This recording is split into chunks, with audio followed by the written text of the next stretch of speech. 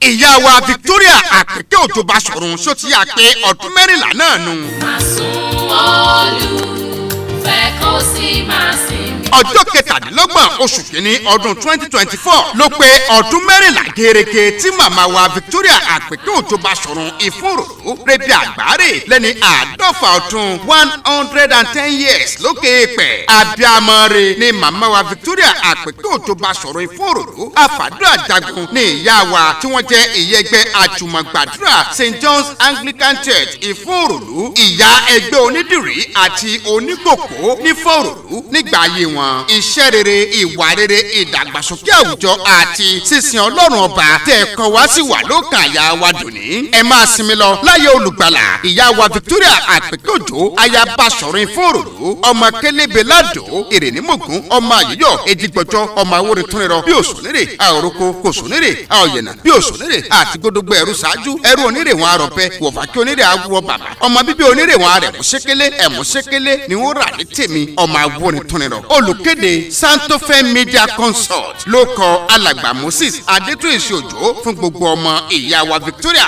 Apeke Ojo.